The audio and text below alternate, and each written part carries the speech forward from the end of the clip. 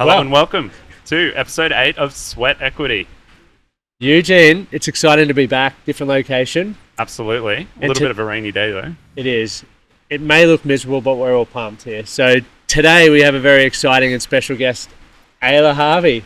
Hello. Thanks for joining us. You look very bright with that cap on. Thank you. I got my Air Buddy hat on. I'm ready to go. Definitely suits you. So you're running on Sunday. We're down here at the 40th edition of Jetty to Jetty. Yeah. So it's a big year this year. Yeah. And it's my local and it's my first Jetty to Jetty, so I'm very excited. How does it feel, the hometown track? It's phenomenal. It's like literally 5 minutes down the road. I know the track very well. I've run it a few times. Can you give me any tips? It's pretty flat. Yep. But the hills you'll feel them. Damn it. They creep up on you. That's what I'm not looking forward to. Pretty views though, so it makes up for it.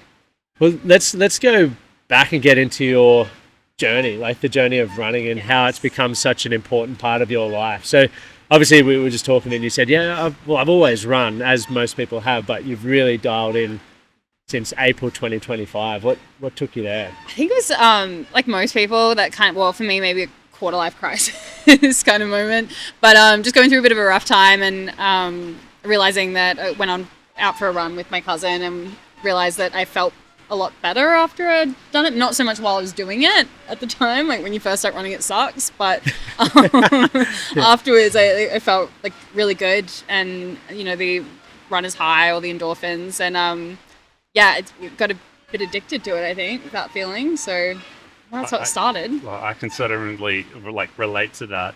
I also started running for my own sort of mental well-being, and it kind of blew me away how helpful it actually becomes, that ritual, the rhythm of doing it every week, you know, and when you miss it, there's one thing to say, you sort of punish yourself a bit mentally. Do you find yourself, if you miss that sort of regular rhythm of running, that you sort of feel not as good? Or maybe, yeah. I think depending on the time, like I think while I was working quite a stressful job last year, I felt like it was, I didn't have as much time as I'd have liked to have been running as much as I wanted. And at the same time, I felt like it was the one thing that got me through a really stressful day, was being able to go out for a run and just like clear the head. Did you find yourself looking forward to it? Yeah, absolutely. Yeah. And then really annoyed if I couldn't fit it in. But I had to let go of that a bit, because I think then that makes running feel more stressful, and I don't think it should be. It's stressful enough on your muscles as you're doing it. But yeah. Forward? Okay. Affection. Yeah, right. So any injuries since you started? No, just the good old runner's hip. Yeah. Yeah. Good old runner's hip. Yeah. We were talking about earlier, like the type of shoe really matters. Do you find your gear is also really important? Yeah. The best thing I could ever tell anyone is make sure you go in and try shoes. Don't just like try what somebody recommends or what is, popular right now, what that you see on social media. Like, try them on, because it's so different. Shoes definitely help. I think doing warm-ups is one thing no one wants to do, but is like the best thing to do. That helps a lot. And surprisingly, swimming, actually, that's probably the best thing I've started doing for injuries is swimming. Yeah. It's therapeutic as well. Yeah. And some people don't like looking at the black line on the ground, but for me, it's just that battle you have with your own thoughts. Like some days quiet. it's quiet in the water. Some days, you do a lot of trail running, right? Yeah. So I find trail running personally a lot more enjoyable than road running. For you, what is it that draws you to the trails? Because I know you've got a big one coming up as well. Yeah, 105 kilometres. It's a very big one. Can you say that again? 105. The scary number is the 4,000 meters of elevation. Oh, that's the scary number. So, but it's very pretty. It feels you don't look at. I love you looking for the good things in it. You don't look at your watch. Yeah. I think that's the best thing. Like, you get so caught up on the road looking at your watch, and I guarantee that I will be looking at my watch every single like I don't know 5-10 minutes on Sunday.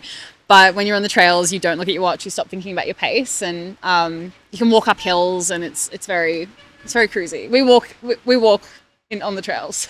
Walking's cool. So All about coming from the sort of oppressive corporate world, Yeah. right? Tell me about how you feel when you're in nature. Oh, it's awesome. Is it just an incredible sort of juxtaposition to that? Because I know I've also sort of spent Yeah. a lot of time in the grinder, you know, Yeah. the corporate grinder, and connecting with nature has become such a valuable part of So my good. life. And same with I think just even being able to run in general is the best. Like being able to get outside and go for a run. Like it's trails, that's like amplified, but I think there's nothing worse than going on a treadmill. So being able to be outside, be like, away from your phone, away from screens, like, I would say away from people, but I actually find myself calling a lot of people on my long runs. So but just me like outside is good. Yeah. Even when it's raining, like I'd go for a run right now. It's You're running home. Just there's a beauty in it though, because I think it's like running in the rain to me, it's just like an experience that not a lot of people dive into. But at what point in life did we decide that rain was bad or would ruin a day, rather than just being like, you're gonna get wet. It's only fucking water. Who cares? Yeah. Like, get out and have fun, because then your next sunny run is phenomenal. 100. It's actually my one thing. One of my like little resolutions for 2026 was every time it rains, I have to go out in it. That's so good. It's like it's been really, really good. It's made it very fun. Yeah. So There's definitely a thing about making yourself feel uncomfortable deliberately, and I know Lockie is big on this too.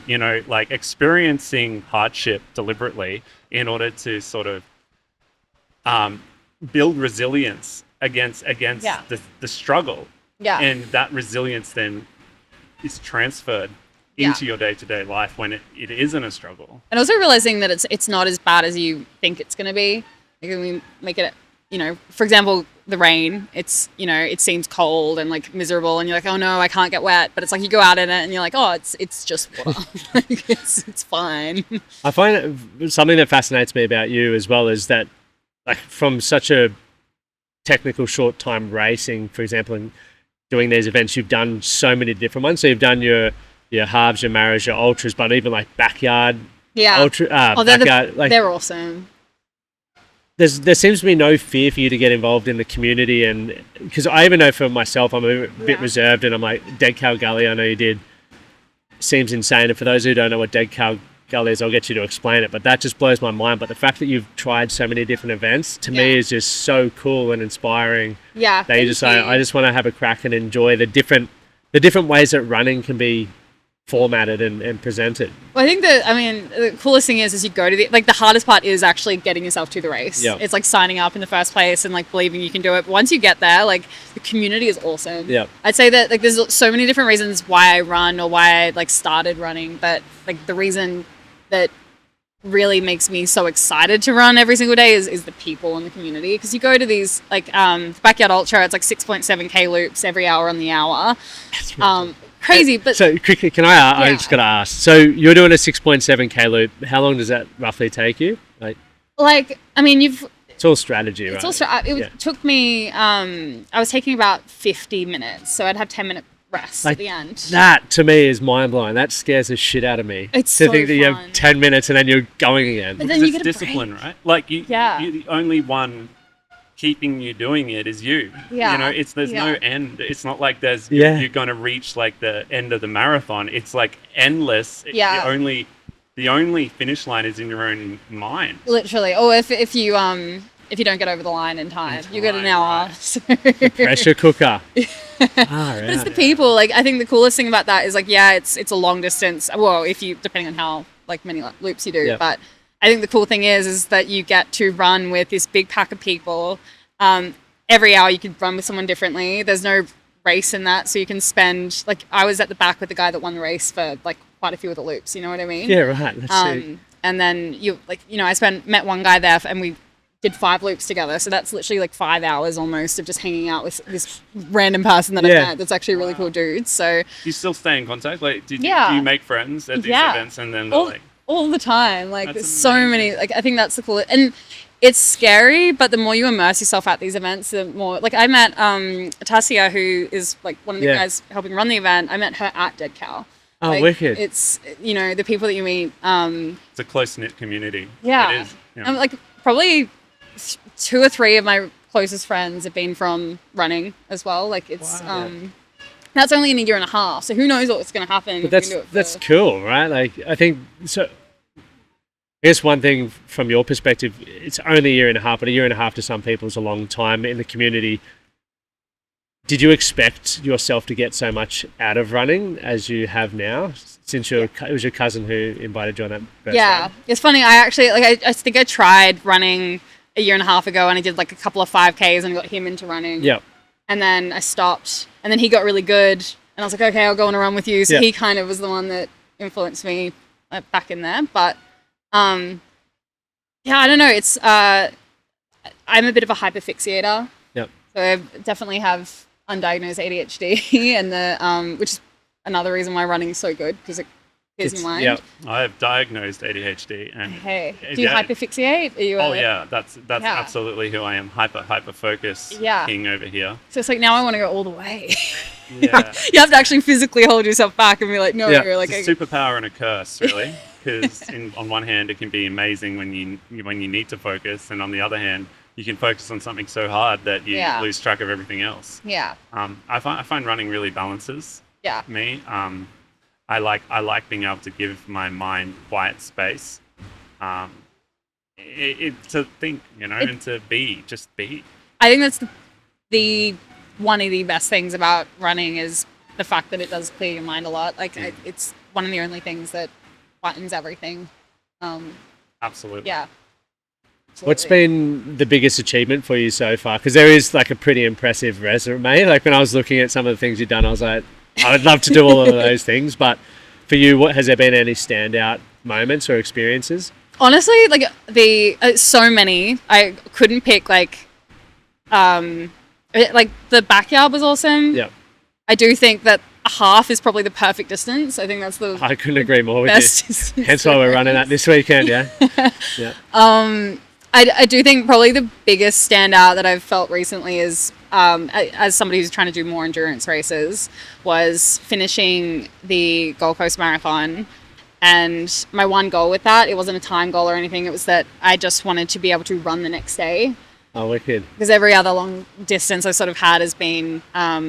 You've buckled. I can't walk for 3 days. Yeah. You know? It's like abomination of the body. So the idea of running was kind of scary, but I think that was probably...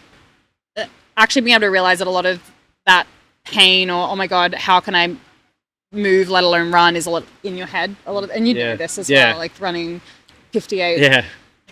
It's what the body can do, but I think what I love about your journey, it touches on key points for everyone, which is why we're all here this weekend, is like the communities, running might be what brings us here or achievement or trying to prove to ourselves, but the community is what keeps us. And I think you see it across the park, like, yeah, buddy, or, everyone's got their own kits and matching kits and gear that makes you stand out and feel included. And it's such a cool thing. But then every race, even if you get a DNF, right, like, there's no fear on failure. It's just like, this is what I could improve on next time. It might be my nutrition, or I went out way too fucking hard, or whatever it is. But then the other milestones of like, how do I learn to love it to the point where I can push myself but run tomorrow? Like, and then your body does that and you're like, oh, it can actually push through the aches and pains. And then you're just like, what else can I do? Like, and then you transfer that to, if I can do this physically, maybe I can do it mentally as well. Yeah. Which is, there's so many different parts of it that you can challenge yourself on. Like, how can I get my nutrition better? How can I get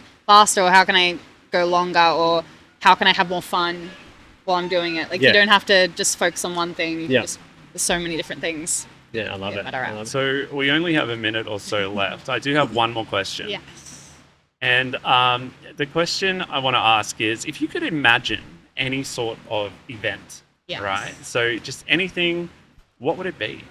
Oh, well, my current fixation that I have that I'm trying to convince all my my friends to want to do is I want to literally just have like a running camp with all my friends where everyone comes over and you go for like a long run and you come back, have a big barbecue, everyone hangs out, and then maybe have a few drinks as long as you can back it up in the morning. Yeah, I like that. That's good. And everyone has to go out for a big run the next day. Can you think of a name for it? I don't know. What do you reckon? The cunning The out or the running slumber party. Yeah. That's all I can I think like of. that. I would join that shit for Sounds sure. sick. Yeah. I think that would be like you get love all it. your running friends over. Just Because I love the idea of inventing new events, Yeah. and so I've been asking of that question Okay. quite a lot, you know. So there you There you make go. the running Run- slumber party. 2027, the running slumber party. running You just slumber party. Everyone brings a friend. You know Yeah, what I mean? yeah, Like, that's cool. That's cool. Do you run in your pajamas though? That could be I mean, maybe. could be the twist. maybe I'm that's sure the one thing people I'd would like bring to do. outfits into it, right? You even go to a marathon now and people are wearing some wild gear. I think it needs to be 2 nights though. Just in yeah. my gut, you know, because I don't So you think can have one the night's costume enough. night and then the Yeah, yeah. exactly, and that gives you the full day the next day for the big event, the big like running this. event. Yeah, yeah. Awesome, love it. I'll see you there. I'll see you there. I'll run my 7 kilometers, then go back to camp. Maybe I can make the stew, Perfect. the camp Perfect. stew. Get the beers ready. Oh yeah. Thank you so much for Yeah, joining thank us. you. I always for love having finish me. with like, what's one bit of advice you'd give your younger self? I always think that's insightful. I think probably just don't take life too seriously. Don't take anything too seriously. I think the more serious you make things, like the less good life is. I like that. That's Yeah. beautiful. Thanks for coming Thank on. you so much. Thank you for having me. You're so welcome.